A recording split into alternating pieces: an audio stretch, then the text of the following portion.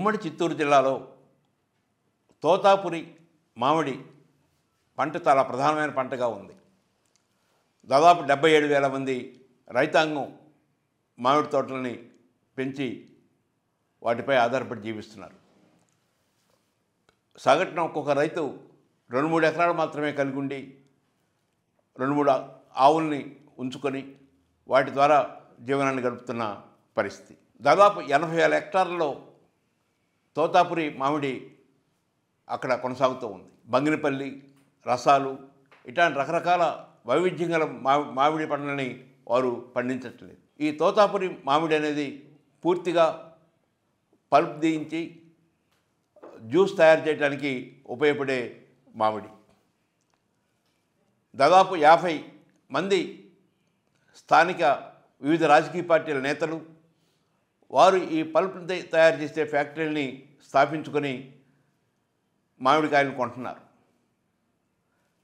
కానీ వీరందరూ మామిడి పంట వచ్చే సమయానికి ఐక్యమై సంఘటితమై సిండికేట్గా మారి అతి తక్కువ ధరలకి కొనడానికి ప్రయత్నిస్తున్నారు. ఈ సంవత్సరం ₹2 నుంచి ₹4 మధ్య మాత్రమే అత్యధిక మామిడి పళ్ళు కొన్నారు.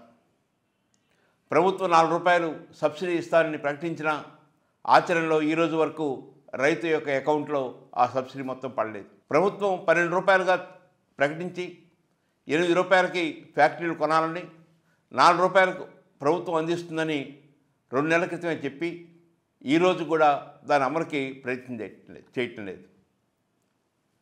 వివిధ ఈవెంట్ల నిర్వహణకి, ముఖ్యంగా మన జరిగిన యోగాంధ్ర నిర్వహణకి నెల రోజుల పాటు స్థానిక సచివాలయ సిబ్బంది దగ్గర నుంచి డీజీపీ, ఎస్పీలు, సిఎస్లు దాకా అందరినీ భాగస్వామ్యం చేసి ఆ ఈవెంట్ జయప్రదం చేయడానికి రాష్ట్ర ముఖ్యమంత్రి కృషి చేశాడు.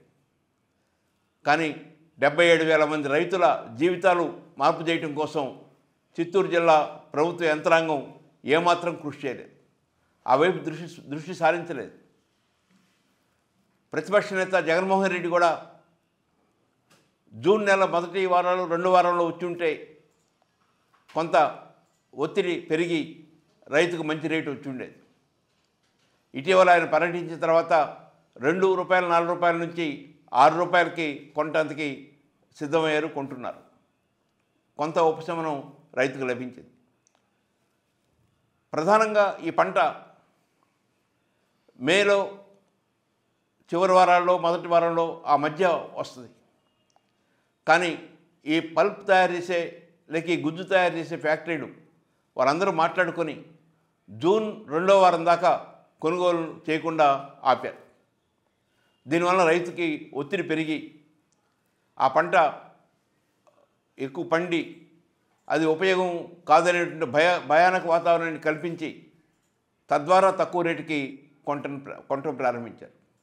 జూన్ 2వ వారంలో కానీ కొనుగోళ్లు ప్రారంభించలేదు. అందువల్ల కొన్ని లక్షల కిలోల మామిడికాయలు రోడ్ల మీద పారేసిన పరిస్థితి, ఆ దృశ్యాన్ని చూస్తున్నాం. జగన్మోహన్ రెడ్డి పర్యటన తర్వాత రాష్ట్ర మంత్రివర్గంలో చర్చించి ₹146 కోట్ల విడుదల చేస్తున్నట్టుగా రాష్ట్ర ప్రభుత్వం ప్రకటించింది. అదేవిధంగా ఉద్యానవన శాఖ డైరెక్టర్ శ్రీనివాసులు 3.58 లక్షల టన్నుల మామిడిని కొన్నారని చెప్పని ప్రకటించాడు. కానీ ఏ ధరకు కొంది ప్రకటించాల. ప్రభుత్వం ప్రకటించిన ₹4 సబ్సిడీ ఎంతమంది రైతులకు వచ్చింది, ఎవరి అకౌంట్లో పడింది కూడా ప్రకటించలేదు. 2024-25 మధ్య జగన్మోహన్ రెడ్డి ముఖ్యమంత్రిగా ఉన్న టైంలో కిలో ₹7తో ప్రారంభమై ₹26 దాకా ఇదే మామిడి పళ్ళని కొన్నారు. ఆనాడు ఏమాత్రం నష్టం వాళ్ళకి రాలేదు. 2016లో కూడా కిలో ₹16 నుంచి ₹26 మధ్య కొన్నారు. అప్పుడు వాళ్ళకు నష్టం రాలేదు. అంటే అత్యధిక ధరలు కొన్నప్పుడు కూడా నష్టం పొందని ఈ ఫ్యాక్టరీలు ఇప్పుడు కిలో ₹2, ₹4 కొనటం అంటే అర్థం ఏంటి? దీని మీద రాష్ట్ర ప్రభుత్వానికి ఏమాత్రం బాధ లేదు. బాధ లేకపోగా రైతులు చాలా సుభిక్షంగా ఉన్నారని, ఆనందంగా ఉన్నారని, ప్రభుత్వాన్ని సుపరిపాలనని ఆహ్వానిస్తున్నారని ఇలాంటి మాటలు పదే పదే చెప్పటం వలన రైతులకి ఎంతో కోపం వచ్చింది. ఆ కోపాన్ని జగన్మోహన్ రెడ్డి పర్యటనలో చూపించారు. స్వచ్ఛందంగా కొన్ని వేల మంది రైతులు ఆ పర్యటనలో భాగస్వాములు అయ్యారు. భవిష్యత్తులో ఉమ్మడి చిత్తూరు జిల్లాలో ఈ తోతాపురి మామిడితో పాటు ప్రత్యామ్నాయంగా వినియోగదారులు ఉపయోగించుకునే బంగినిపల్లి లాంటివి, రసాలు లాంటివి, ఇలాంటి అనేక రకాల వైవిధ్యం కలిగిన మామిడి తోటలని పెంచడం మంచిదని భావిస్తున్నాం. తోతాపురి మామిడికి కావలసిన కోల్డ్ స్టోరేజ్ సదుపాయాలు కూడా కల్పిస్తే ఆతృతగా తొందరపడి అమ్ముకోవాల్సిన అవసరం లేకుండా కొంతకాలం నిల్వ చేసుకోవడానికి అవకాశం ఉంటుంది. అదేవిధంగా మన మదనపల్లి ఆ పరిసర ప్రాంతాల్లో పండే టమాటాకు కూడా ఇదే పరిస్థితి ఉత్పన్నమవుతుంది. ఒక సమయంలో కిలో 25-30 రూపాయలు ఉంటుంది, ఇంకో సమయంలో కిలో రూపాయికే అమ్మాల్సిన పరిస్థితి, కొన్ని సందర్భాల్లో ఆ రూపాయికి అమ్మలేక రోడ్ల మీద పోస్తున్న పరిస్థితిని చూస్తున్నాం. సో ఈ మామిడి, టమాటా లాంటి ఈ పండ్లని రైతుకి గిట్టుబాటు ధర లభించాలంటే ఆ ప్రాంతాల్లో ప్రాసెసింగ్ యూనిట్స్ని ఏర్పాటు చేయాలి, జ్యూస్ని వాటిని తయారు చేసే కంపెనీలని ప్రోత్సహించాలి. ఈ స్థానిక రాజకీయాలతో సంబంధం ఉన్న ఫ్యాక్టరీలకి బదులు వాటి స్థానంలో బాగా పోటీ ఇవ్వగలిగిన బహుళజాతి కంపెనీలు, మల్టీనేషనల్ కంపెనీలు, ఇతర రాష్ట్రాల కంపెనీలని ఆహ్వానించి వారికి ప్రభుత్వమే స్థలాలని అందించి ప్రోత్సాహాలు అందించి వారి చేత ఈ కంపెనీలు పెట్టిస్తే పోటీ మరింత పెరిగి మంచి ధర వచ్చే అవకాశం ఉంది. అదేవిధంగా మామిడికి సంబంధించిన ఒక పరిశోధన కేంద్రాన్ని కూడా అక్కడ ఏర్పాటు చేస్తే మంచిదని భావిస్తున్నాను.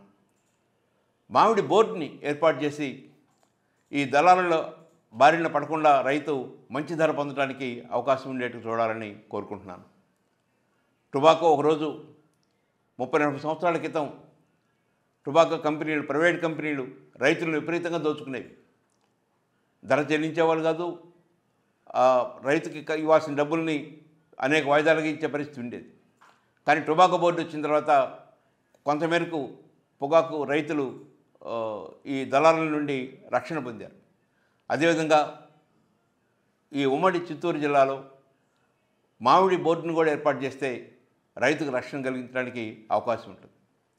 కొంతమంది ప్రైవేట్ దళారీలు ర్యాంపులు ఏర్పాటు చేసి చాలా విచ్చలవిడిగా దోపిడీ చేస్తున్న పరిస్థితిని చూస్తున్నాం. ఈ దళారీ వ్యవస్థని ధ్వంసం చేయాలని, అది లేకుండా చూడాలని రాష్ట్ర ప్రభుత్వాన్ని కోరుతున్నాను. కొన్ని వందల ట్రాక్టర్లు ఫ్యాక్టరీల దగ్గరికి వచ్చి 2 రోజుల నుంచి 4-5 రోజుల పాటు ఎదురు చూస్తున్న పరిస్థితి.